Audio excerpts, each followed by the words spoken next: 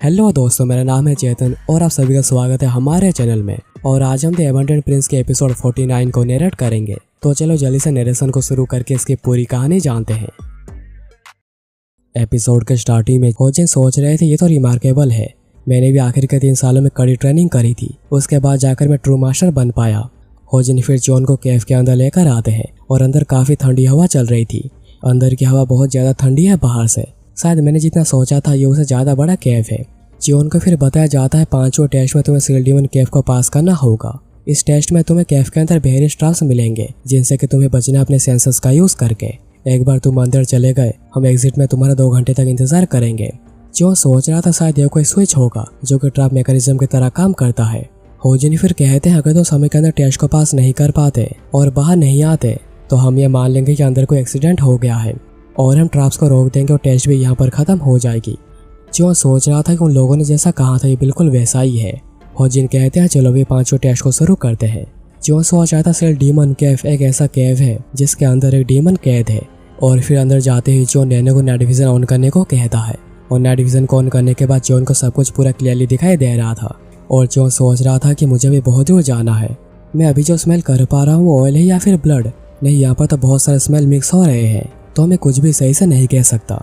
मेरे सामने ये क्या कोई टनल है? शायद है वही जगह जहाँ से ट्रैप मैकेनिज्म शुरू होगा, पर जबकि मुझे सब कुछ दिन के उजाले की तरह दिखाई दे रहा है, शायद मैं यहाँ से जल्दी निकल सकता हूँ मूवमेंट टेक्निक्स का इस्तेमाल करके। और जैसे चोन जल्दी जाने की कोशिश करता है, ट्रैप एक्टिवेट होकर उसके ऊपर एरो की बारिश हो जाती है, पर चोन उसे बचने की कोशिश नहीं करता बल्कि उन्हें तोड़ देता है। चोन सोच रहा था अगर इतने अंधेरे में कोई यहाँ पर आधे स्केल के साथ आएगा तो उसका यहाँ पर फंसना पूरा पॉसिबल है। मुझे शायद मूवमेंट टेक्निक को छोड़कर ऐसे चलते हुए जाना चाहिए। चोन का पैर फिर एको ट्रैप के ऊपर पड़ जाता है जिस वजह से ऊपर की दीवार नीचे आने लगती है। चोन सोच रहा था शायद ये ट्रैप्स गलत टास्क के ऊपर पैर रखने से शुरू हो रहे हैं, लगता है कि मुझे पैर देखकर आगे रखना होगा। पर अच्छी बात यह है कि ये सब नैनो के नाइट विजन के सामने कुछ भी नहीं कर पाएंगे। फिर 30 मिनट बाद चोन के सामने मल्टीपल टनल्स आ जाते हैं। चोन सोच रहा था तो इस कैब में एक ज्यादा टनल है और यहाँ पर हवा के फ्लो के बिना कोई भी अपना रास्ता खो देगा।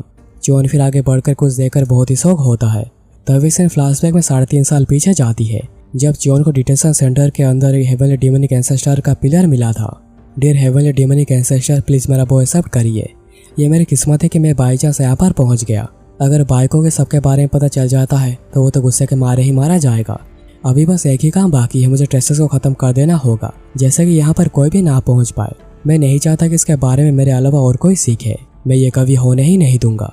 तभी अचानक से पिलर जोर जोर से हिलने लगता है और जॉन के सामने 24 बॉस आकर गिरते हैं। क्या यह सब मुझे पता ही था? ये वो टेक्स्ट है जो कि हेवनली डेमोनिक सोर्ड आर्ट को एक्सप्लेन करती है। तो यहाँ पर एक हिडन मैकेनिज्म है, पर इनके पीछे लाइन क्यों बने हुए हैं? और फिर जॉन सारे बॉल को जोड़कर देखता है और इस सभी को मिलाकर एक मैप तैयार होता है। क्लियरली मैं देख सकता हूँ कि एक ट्रेजर मैप है जो कि किसी खजाने की ओर ही ले जाएगा, पर मेरे पास कोई चारा नहीं है कि मैं इसे समझ पाऊँ।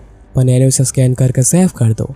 और अभी प्रेजेंट में जॉन नैनो को वही मैप खोलने को कहता है एंड मैप एंड केव की लेआउट पूरी मैच हो जाती है।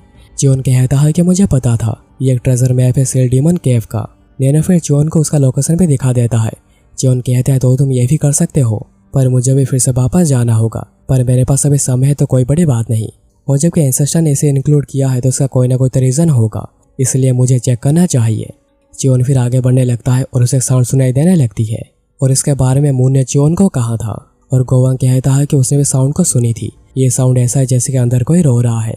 प्रेजेंट में जॉन सोच रहा था कि साउंड इतना क्लियर है कि मैं इसे इमेजिनेशन नहीं सोच सकता, पर मैं कुछ भी सेंस नहीं कर पा रहा, चाहे मैं मेरे सेंसेस को की मदद से कितना ही पावरफुल क्यों ना कर लूं। पर ये रास्ता सच में काफी ओड है। इवन तो ये रास्ता बाहर जाने का नहीं है, पर यहाँ पर ट्रैप सबसे ज्यादा है। जॉन फिर आगे बढ़ता रहता है पर उसे आगे जाकर एक डेड एंड मिल जाती है। ये क्या, ये रास्ता तो डेड एंड पर आ गया है। जॉन फिर देखता है कि इसमें कैलीग्राफी की मदद से सेल लिखा हुआ है और ये काफी शार्प है। क्या ये हेवनली डेमोनिक मास्टर है? और ये साउंड फिर से क्या है? क्या एंसेस्टर ने दीवार के पीछे कुछ सील किया है? मुझे पता नहीं है कि उस पर किया है, पर मुझे डरावनी डेमोनिक प्रेजेंस महसूस हो रही है। क्या इस वजह से ही इसे सील डीमन केव कहा जाता है? क्या होगा अगर मैं किसी ऐसे को आज़ाद कर देता हूँ जिसे कि मैं हैंडल नहीं कर सकता?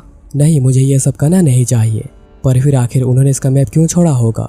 मेरे पास समय नहीं बचा है सोचने का। अगर ये कुछ ऐसा जिसे हेवनली डेमोनिक एंसेस्टर ने छोड़ा है तो ये हो ही नहीं सकता कि ये कोई हार्मफुल चीज़ हो। मुझे पहले इस दीवार को तोड़ देना चाहिए। और फिर चो ने अपनी पूरी पाव लगाकर हमला करता है, पर इस हमले की वजह से वॉल पर बसक मार के आता है पर ये वही वॉल है जिसके ऊपर सील लिखा गया है, पर आखिर कैसे? जो सोच रहा था आखिर ये दीवार क्या है। नैनो कहता है कि इस दीवार की हार्डनेस ग्रेवस्टोन के बराबर की है। जोन कहता है ये उसका सामान नहीं, यही ग्रेवस्टोन है, पर उसके बाहर जो चीज़ है वही सिर्फ अलग है। एक टेक्निक जो कि मैं परफॉर्म नहीं कर पा रहा था क्योंकि मेरे बॉडी में इनफ जानकारी नहीं है। जो टेक्निक मैं बस ग्रैंड मास्टर के बाद ही परफॉर्म कर सकता हूँ। मुझे लगा था कि मैं इसका इस्तेमाल तब तक नहीं करूँगा जब तक मेरे सामने एक एक्सट्रीमली डेंजरस ओपोनेंट ना आ जाता है। जोन दीवार के ऊपर हेवनली डिमोनिक स्वॉर्ड आर्ट के 4 टेक्निक का इस्तेमाल करता है, जिससे एक बड़ा धमाका होता है और आखिरकार जोन का प्लान काम कर जाता है। दीवार पर एक बड़ा सा छेद हो गया था। जोन फिर जैसे ही छेद के पास जाता है उसे स्मेल आने लगती है। यह तो वही स्मेल है जो कि मुझे एंट्रेंस में आई थी। मुझे काफ़ी बुरी फीलिंग आ रही है, शायद मैं कोई गलती करने जा रहा हूँ। तभी जोन का ब्लेड टूट जाता है। ये ब्लेड मुझे संगुओं ने बनाकर दिया था, पर ये वन टाइम यूज बनकर ही रह गया। आमतौर पर normal metal heavenly demonic sword art को सह नहीं पाती।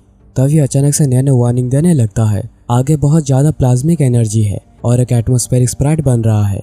तभी हॉल में से उसके ऊपर कोई चीज़ हमला करती है, जिससे कि जोन बिल्कुल भी रोक नहीं पाता। ये क्या था, मैं इसे रोक भी नहीं पाया। तभी अंदर से एक डिमोनिक क्रिएचर बाहर आता है, जो देखकर जोन पूरा ही डर गया था। इसे युमुगी कहा जाता है। युमुगी एक स्नेक जैसा क्रिएचर होता है जो कि ड्रैगन बनने के बहुत करीब होता है और वह ज़्यादातर एक बड़ी लाइफ जीते हैं, पर कभी ड्रैगन बन नहीं पाते। पर उनमें ड्रैगन जितनी ही पावर होती है, जिस वजह से उन्हें सूडो ड्रैगन भी कहा जाता है। जोन सोच रहा था, मैंने सुना था कि युमुगी आमतौर पर व्हाइट और ब्लू स्केल के होते हैं और ये पवित्र स्पिरिचुअल बीस्ट होते हैं जो कि तालाबों में रहते हैं, पर ये युमुगी तो वायलेंट मॉन्स्टर है। युमुगी फिर जोन के ऊपर हमला करने लगता है, जिससे कि जोन डॉज कर रहा था, जिस वजह से युमुगी जाकर कैब से टकरा रहा था। इस रेड से तो ये कैब पूरी ही कोलैप्स हो जाएगी। पर अगर अंदर का चैम्बर ग्रेवस्टोन से बना हुआ है तो मुझे पहले चैम्बर के अंदर जाना होगा। इसलिए जोन उसके हमलों को डॉज कर उसे पूरा बाहर ले आता है और उसके बाहर आते ही जोन अंदर चला जाता है। पर अंदर एक ब्लैक लिक्विड भरी हुई थी और इसमें से इतनी बदबू आ रही है कि मेरा सर दर्द करने लगा है। तभी युमुगी अंदर आकर जोन के ऊपर हमला करने लग जाता है, क्योंकि वो यहाँ पर टेक्निक्स को यूज़ नहीं कर पा रहा था।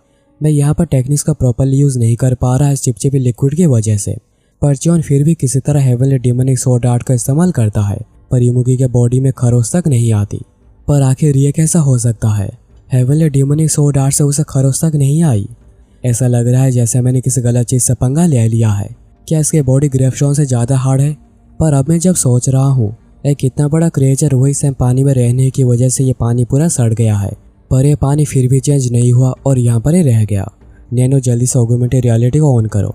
नैनो फिर ऑगमेंटेड रियलिटी को ऑन करके कहता है, एक इरेगुलर प्लाज्मिक एनर्जी इस चैम्बर में डिटेक्ट किया गया है। जोन कहता है, प्लाज्मिक एनर्जी, आखिर ये क्या है? नैनो कहता है कि ये एक ऐसा फेनोमेना है जिसमें एनर्जी एक एटमॉस्फेयर में इतनी ज़्यादा हाई हो जाती है कि इस वजह से आयन पार्टिकल्स का बाष्पीकरण होने लगता है, पर अभी तक यह साइंस द्वारा अप्रूव नहीं हुई है, इसलिए इसे स्पिरिचुअल फेनोमेनन के तौर पे भी रेफर किया जाता है। जोन कहता है, तो तुम कहना चाह रहे हो ये सब एक स्पिरिचुअल फेनोमेनन है? नैनो कहता है कि सावधान, एक एटमॉस्फेरिक स्प्राइट आपकी तरफ आ रही है। और यह था युमुगी का हमला, जिसे जोन डॉज कर सोच रहा था। इवन तो इसका सर पानी से क्रॉस कर रहा है, पर पानी बिल्कुल भी हिल नहीं रही, पर मैंने जमीन में कुछ क्रैक्स की आवाज़ सुनी है। नैनो तभी कहता है, पूरा एनालिसिस करने के बाद पता चला है कि 24 मेटल के पीसेस हवा में उड़ रही हैं और उसी के साथ स्ट्रॉन्ग प्लाज्मिक एनर्जी को रिलीज कर रही है। जोन कहता है, क्या मेटल पीसेस? तुम क्या कहना चाह रहे हो? मुझे कुछ भी समझ में नहीं आ रहा। नैनो, जल्दी से उन मेटल पीसेस को मार कर दो जिनकी बात तुम कर रहे हो। और नैनो ठीक ऐसा ही करता है और ये देखकर जोन को एक शॉक लगा था, मैं ये सब क्या देख रहा हूँ? मेटल पीसेस की लोकेशन बिल्कुल वही डायरेक्शन है जो कि हेवनली डिमोनिक स्वॉर्ड के बेसिक स्वॉर्ड टेक्निक में यूज होती है। मैंने हेवनली डिमोनिक स्वॉर्ड आर्ट के बेसिक स्वॉर्ड टेक्निक को काउंटलेस टाइम प्रैक्टिस किया है और उसके साथ ब्रीथिंग एंड कल्टीवेशन टेक्निक्स को भी 3 सालों से यूज कर रहा हूँ, तो अभी मैं इसे साइमल्टेनियसली परफॉर्म कर सकता हूँ। जोन ठीक ऐसा ही करके युमुगी के ऊपर भी हमला करता है और ये एक ही बारी में काम कर जाता है और फिर वो सारे के सारे मेटल पीसेस एक साथ ही जुड़ने लग जाते हैं और सब मिलकर एक स्वॉर्ड बन जाता है। और अपने सामने ये सब होता हुआ देखकर जोन पूरा हैरान हो गया था। और बस इतना ही नहीं, उस स्वॉर्ड में हेवनली डिमोनिक स्वॉर्ड लिखी हुई है। जोन कहता है, आखिर एक ऐसे कीमती स्वॉर्ड जिसे हेवनली डिमोनिक कल्ट का सिंबल माना जाता है, वो यहाँ पर क्या कर रहा है? जोन फिर जैसे स्वॉर्ड को पकड़ता है पूरे अंधेरे में घिर जाता है। अचानक अंधेरा क्यों हो गया? मैं तो कुछ भी देख नहीं पा रहा और ना ही मैं कुछ भी सुन पा रहा हूँ। और बस इतना ही नहीं, मैं चाहकर भी कुछ भी बोल नहीं पा रहा। ऐसा लग रहा है जैसे मैंने अचानक से मेरे बॉडी का सेंसस को खो दिया है। पर मुझे फिर भी समझ में नहीं आ रहा है कि ये सब होने के बाद भी मुझे बिल्कुल भी डर नहीं लग रहा। डरने के वजह मुझे काफ़ी कंफर्टेबल महसूस हो रही है। तभी अचानक से जियोन कहता है कि नहीं, और वो अचानक से रोशनी वाले जगह में आ जाता है और अब जियोन के सेंसर्स फिर से काम करने लगे थे। मैं तो ऑलमोस्ट पूरा ही अंधेरे के चपटे में आ गया था। नैनो, क्या तुम मुझे सुन पा रहे हो? पर नैनो कोई जवाब नहीं देता। तभी जियोन के सामने एक व्हाइट इमोजी बाहर आता है। तो दोस्तों, यह था आज का एपिसोड। तो जल्दी से कमेंट करके बताओ कि तुम्हें ये एपिसोड और मेरी नरेशन कैसी लगी। और अगर तुम्हें मेरे एफर्ट्स पसंद आए हैं तो चैनल को सब्सक्राइब करके बेल आइकन कॉल पे सेट कर देना, ताकि तुमसे ऐसी वीडियोस मिस ना हो जाए।